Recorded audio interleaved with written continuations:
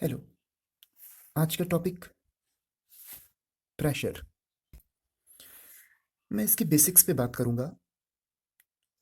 Specially I want to cover junior classes, so maybe senior students will face some slowness in this lecture. लेकिन अगर आप काफ़ी basics से ये topic लेके चलना चाहते हैं तो आई थिंक ये वीडियो आपके लिए बहुत फ़ायदेमंद होगा, और जूनियर क्लासेस के लिए 6th 7th 8th के लिए तो ये इम्पोर्टेंट है ही। तो प्रेशर को समझने के लिए पहले हमें ये समझना पड़ेगा कि जो फोर्स है, हम फोर्स के बारे में जानते हैं, उसमें और प्रेशर में क्या डिफरेंस है। तो ये सोफे का कुशन है जिसे मैंने उल्टा कर रखा है, और ये एक ईंट है। तो अगर मैं इस ईंट को अ, देखिए, इस ईंट का जो वजन है, जो वेट है, and I am strictly talking about its weight, which is the gravitational force acting on it. जितना ग्रेविटेशनल फोर्स इस पे लग रहा है वो इसका वेट है। और वेट एक तरह का फोर्स होता है। इस चीज़ को डिटेल में समझने के लिए मैंने एक सेपरेट वीडियो बनाया है जिसका लिंक मैं डिस्क्रिप्शन में डाल दूंगा, आप वहाँ जाके इसे देख लीजिए। बट रिमेंबर वन थिंग, इसका जो वेट है, हम लोगों का जो वेट है, वो हम पे लगने वाला ग्रेविटेशनल फोर्स है। एनीवे, उस डिस्कशन पे नहीं जाते। तो इसका जो वेट है वो हमेशा, चाहे मैं इसे किसी भी पोजीशन पे रखूं, इसका वेट जितना है वो उतना ही रहेगा। तो अब से मैं इस वीडियो के एंड तक इसके वेट को फोर्स कहूँगा। तो अगर मैं इस पे इसे रखता हूँ, आप थोड़ा नोटिस कीजिएगा इसमें किस तरह से सैगिंग आएगी। थोड़ा सा दबा। अब थोड़ा ऐसे रख लेते हैं।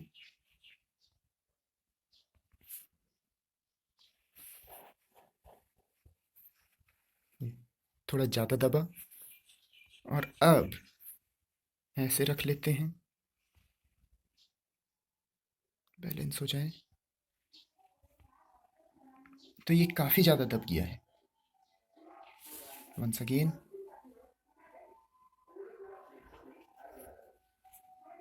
उतना कुछ दबा नहीं है।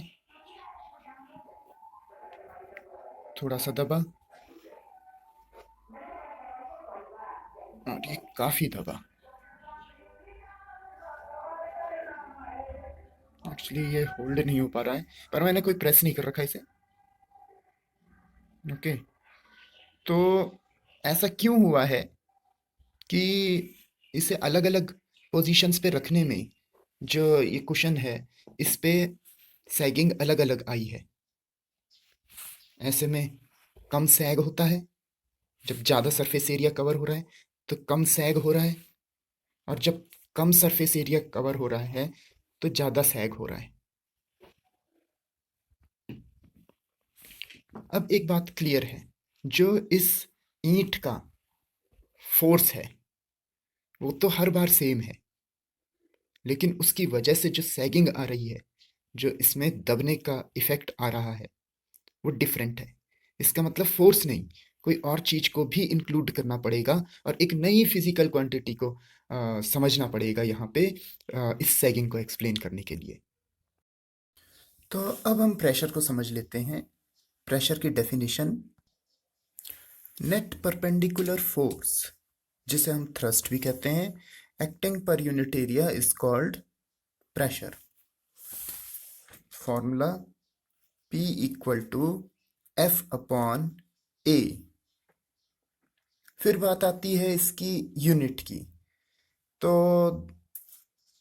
एक हम MKS सिस्टम में करेंगे, यानी मीटर केजी और सेकंड में, और एक हम CGS में करेंगे, यानी सेंटीमीटर ग्राम सेकंड में। इसे ऐसा यूनिट भी कहते हैं। फोर्स की MKS सिस्टम में यूनिट होती है न्यूटन, एरिया की मीटर स्क्वायर, तो न्यूटन पर मीटर स्क्वायर हो जाएगा। और न्यूटन पर मीटर स्क्वायर को पास्कल भी कहते हैं। CGS यूनिट में न्यूटन की जगह डाइन होता है, और मीटर स्क्वायर की जगह सेंटीमीटर स्क्वायर होता है। इसका कोई और डिफरेंट नेम है नहीं। ओके। और एक रिलेशन और है, 1 Newton/मीटर square equal to 10 Dyne/centimeter square. Okay, but now what is pressure is all about. देखिए, किसी जैसे अभी हमने डेमो में देखा था उसी तरीके से ये समझ लीजिए, ये कोई सरफेस है। अ, इस सरफेस पे उतने ही वजन का एक सिलेंडर रखा है और एक कोन रखा है। तो कौन इसे पियर्स ज्यादा कर पाएगा, कौन इससे इसमें छेद कर सकेगा? This one. ओके, बिकॉज इसका जो एरिया है वो बहुत कम हो गया। एरिया कम हो गया इसलिए प्रेशर ज्यादा लगेगा। ये चीज याद रखिएगा,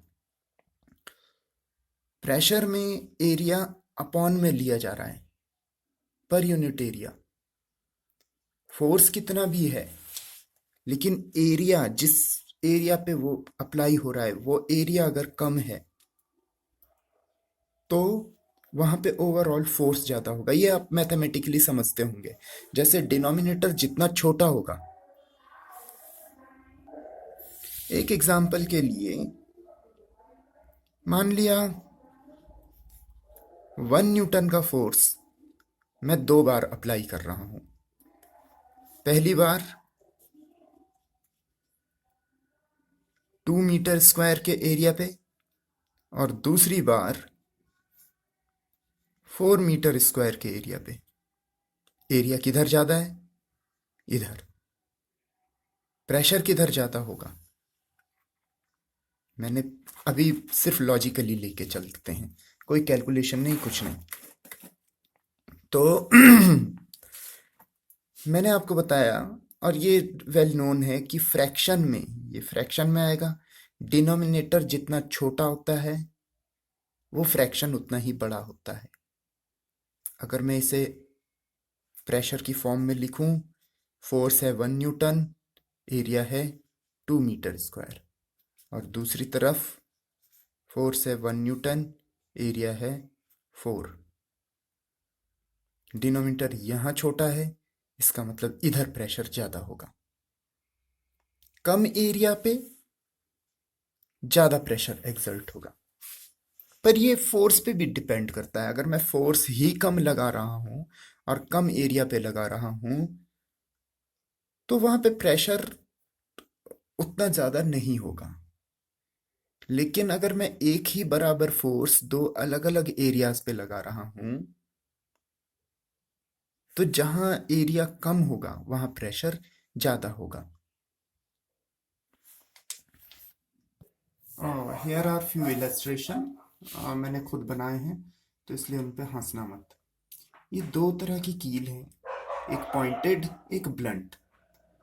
तो अगर आप इन्हें यूज करेंगे दीवार में ठोकने के लिए तो देखिए, हैमर से जितना आप हिट करेंगे वो आपकी फाइनल लिमिट होगी।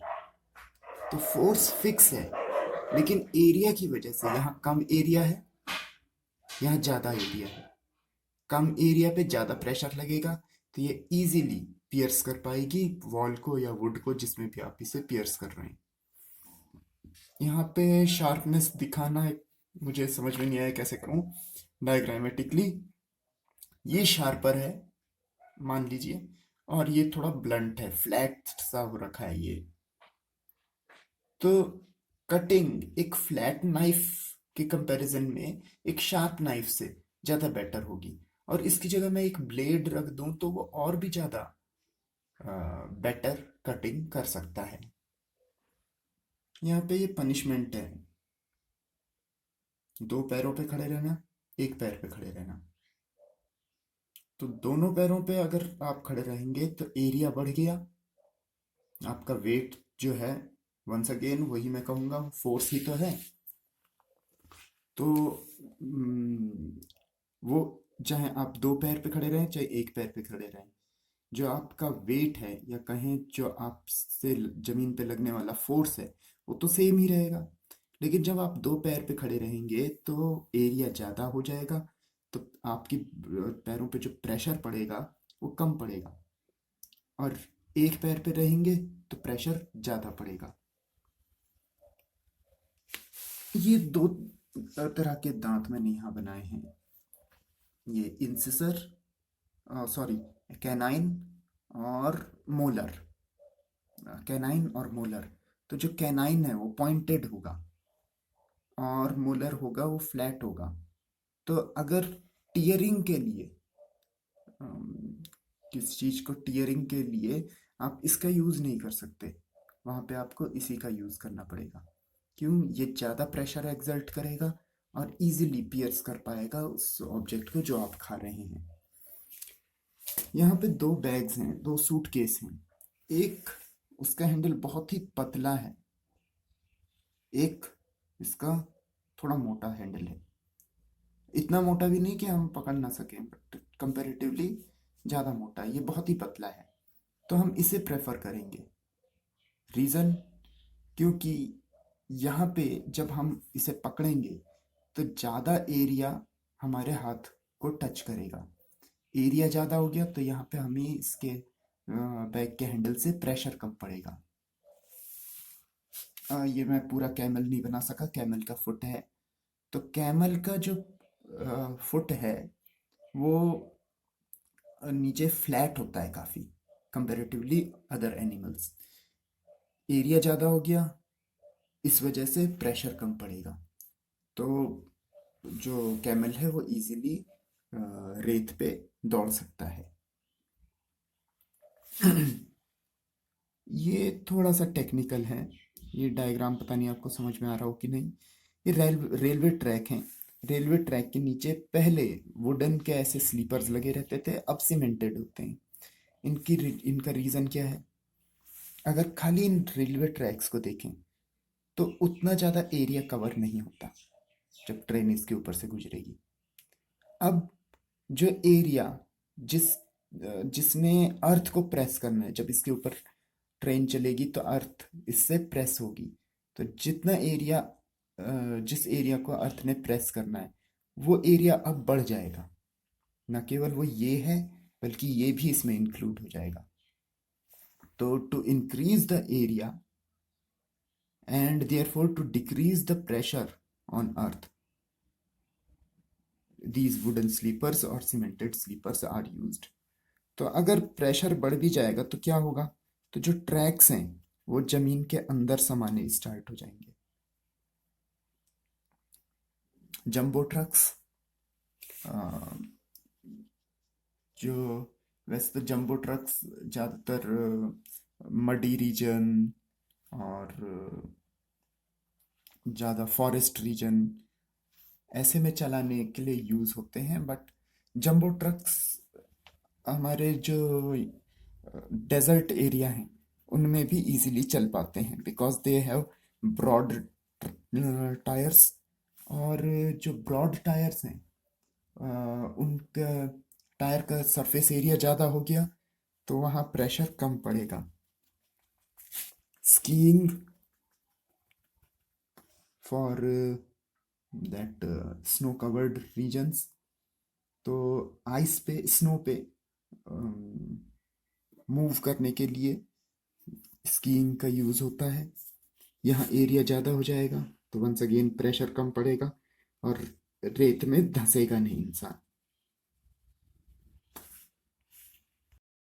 Now the question is the concept of pressure limited to these solid states? What about liquids and gases? So liquids also exert pressure। यहाँ पे मैं buoyant force की बात नहीं कर रहा हूँ, watch it carefully।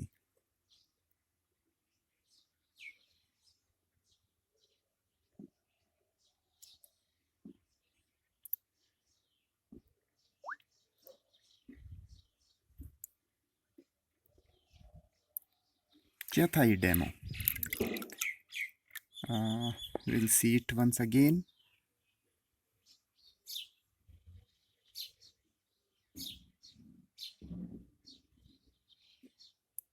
आप एक चीज नोटिस कर रहे होंगे कि बबल ऊपर तक आते आते कितना बड़ा हो जा रहा है. नीचे जब वो प्रोड्यूस हो रहा है तो बहुत छोटा हो रहा है.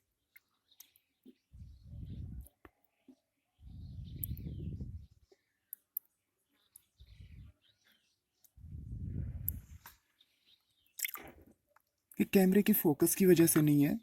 ये डिस्टेंस इतनी नहीं है कि कैमरा परसीव करे लॉन्गर डिस्टेंस शॉर्टर डिस्टेंस. तो उस तरीके से आप इसे खुद भी ट्राई करके देख सकते हैं. तो जो बबल है वो जब प्रोड्यूस हो रहा है तो स्मॉलर साइज का है. क्यों? क्योंकि वाटर नीचे उससे काफ़ी नीचे बहुत ज़्यादा प्रेशर है. और जैसे जैसे बबल ऊपर आ रहा है ऊपर प्रेशर कम है. इस वजह से वो एक्सपेंड हो पाता है. So it is clear that liquid exerts pressure. और ये एक्सपेरिमेंट मैं करके दिखाता लेकिन मेरे घर वाले मुझे मारेंगे इसलिए नहीं कर रहा हूँ. Let us suppose there is a water tank. पर आप लोग करिएगा अपने घरों में. वाटर टैंक में एक छेद यहाँ पे करो, एक यहाँ पे करो, एक यहाँ पे करो. तो what will you observe that from this orifice or from this hole liquid come out forcefully, और हम कह सकते हैं with more pressure. यहाँ थोड़ा कम और यहाँ बहुत ही कम. वाओ, अच्छी ड्राइंग है. तो इसका मतलब जितना deep with depth pressure increases, जितना नीचे जाएंगे उतना प्रेशर ज़्यादा होगा. हम इस चीज़ को ऐसे भी कह सकते हैं, मान लिया वाटर टैंक में सिर्फ इतना पानी हो तो इतना प्रेशर प्रोड्यूस नहीं हो पाएगा. या इतना पानी हो या इतना पानी हो, तो जितना वाटर का कॉलम होगा उतना नीचे ज़्यादा प्रेशर पड़ेगा. इसलिए वाटर का कॉलम इतना है और सबसे ज़्यादा प्रेशर नीचे पड़ रहा है, फिर ऊपर फिर ऊपर. पर नीचे इसलिए पड़ रहा है क्योंकि वाटर कॉलम इतनी हाइट का है. तो जो प्रेशर है लिक्विड का प्रेशर वो हाइट पे डिपेंड करता है. इससे पहले जो मैंने आपको प्रेशर का फॉर्मूला बताया था P=F/A, there was a clear cut force, clear cut area. But for liquids, all right, this formula holds good, but it is more upon this height. इस लिक्विड के ही अंदर वाटर का कॉलम मानो, एक area मानो जिसे वो कवर कर रहा है. तो जितनी इस कॉलम की हाइट होगी उतना एरिया होगा, उतना सॉरी प्रेशर होगा. तो हाइट के प्रोपोर्शन में लिक्विड्स में हम ये फॉर्मूला भी अप्लाई कर सकते हैं, लेकिन ज़्यादातर हम हाइट के कंपैरिजन में देखते हैं. वो फॉर्मूला जिस पे हाइट बेस्ड है लिक्विड्स के प्रेशर के लिए, वो मैं यहाँ भी इंट्रोड्यूस नहीं कर रहा हूँ. तो लिक्विड प्रेशर के कुछ और एग्जांपल्स. जो गहरे पानी की मछलियाँ होती हैं या और ऑर्गेनिज्म होते हैं ऑफ डीप वाटर, उनका जो उनकी बोन्स होती हैं they are more stronger to cope up with this pressure of water. और इसीलिए जो सी डाइवर्स होते हैं एक लिमिट से ज़्यादा डीप वाटर में नहीं जा सकते हैं. उतना डीप जाने के लिए हमारा जो बॉडी मैकेनिक्स है वो स्ट्रोंगर नहीं है. वो स्पेशल काइंड के सूट पहनते हैं, but that also unable to sustain that tremendous pressure. तो लिक्विड्स के प्रेशर के लिए मैं कोई फॉर्मूला नहीं बता रहा हूँ. एफ इक्वल ये P equal to F upon A तो एप्लीकेबल होगा ही, लेकिन साथ में एक चीज और भी है कि प्रेशर उसमें हाइट के प्रोपोर्शनल होगा. जो वाटर के कॉलम की हाइट होगी उसके प्रोपोर्शनल होगा. और यहाँ मैं बड़ा इंटरेस्टिंग सा एक और आपको बताता हूँ.